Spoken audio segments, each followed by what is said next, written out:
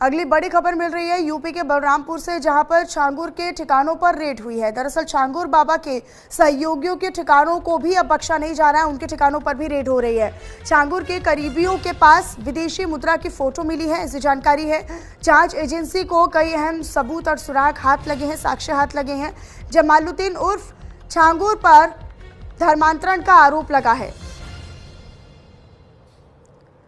तो ये बड़ी जानकारी है। दरअसल छांगुर पर धर्मांतरण का आरोप है और अब इसके करीबियों तक भी जांच का दायरा बढ़ता हुआ नजर आ रहा है और यही वजह है कि अब करीबियों के ठिकानों पर भी रेड की जा रही है।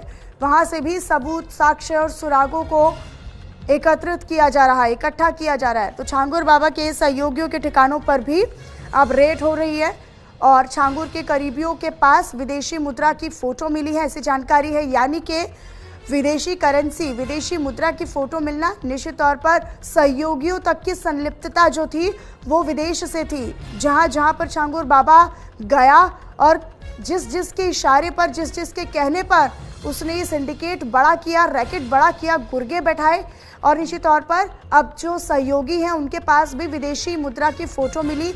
निश्चित तौर पर करीबी भी लगातार छांगुर बाबा के संपर्क में और साथ ही इस पूरे रैकेट से जुड़े हुए। लखनऊ से अमितेश मेरे साथ, मेरे सहयोगी जुड़े हुए हैं इसी पर अधिक जानकारी के साथ। अमितेश, अब करीबियों तक भी पुलिस की टीम जो है वो पहुंच रही है, कहां कहां पर रेड हो रही है, कहां कहां पर छापेमारी हो रही है? देखिए मनीषा, जमालुद्दीन उर्फ छांगुर के तमाम जो करीबी हैं और जो उसके इस पूरे गैंग में शामिल हैं, उन तमाम लोगों पर जब अब जो ईडी का शिकंजा है वो साफ तौर पे कसता हुआ नजर आ रहा है।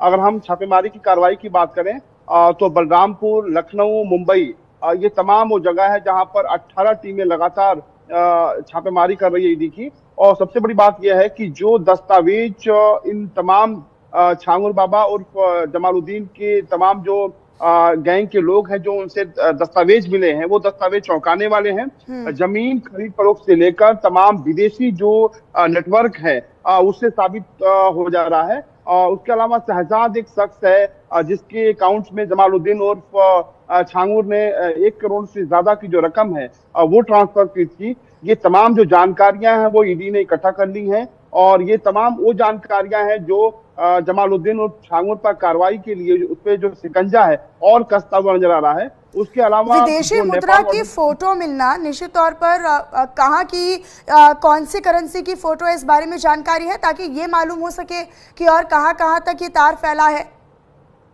देखिए, जो अभी जो ईडी के जो सूत्र हैं बता रहे हैं कि दुबई के अलावा बांग्लादेश, पाकिस्तान और नेपाल के जो कनेक्शन है वो पूरी तरीके से खुल के सामने आ गए हैं।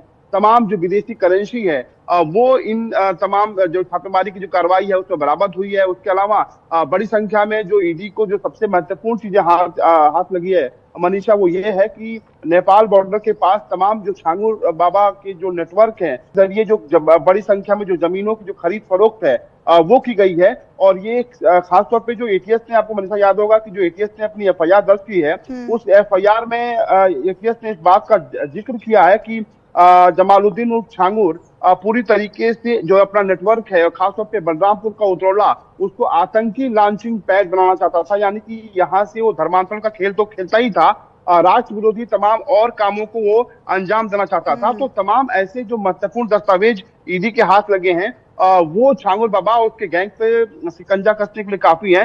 फिलहाल जो सबसे महत्वपूर्ण जो दस्तावेज ये है कि जो नेपाल बॉर्डर के तमाम इलाके हैं जहां पे बड़ी संख्या में जमालुद्दीन उर्फ छांगुर ने जमीनों की खरीद फरोख्त की है, उसके भी दस्तावेज हाथ लगे हैं। तो अभी जो कार्रवाई है तकरीबन 13 घंटे चली है।